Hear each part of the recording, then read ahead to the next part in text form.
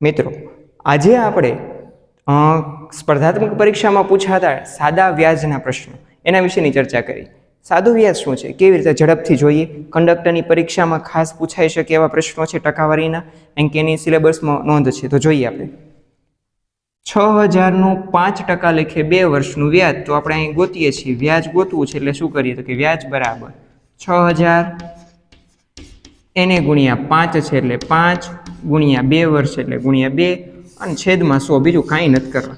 જે રકમ આપી છે 6000 5% અને 2 વર્ષ મૂકી દીધા, ટકા કાઢવા એટલે છેદમાં 100 મૂકી દીધા।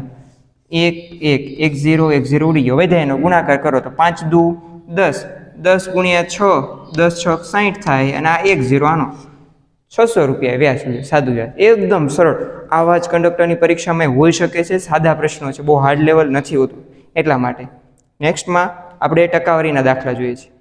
આભાર।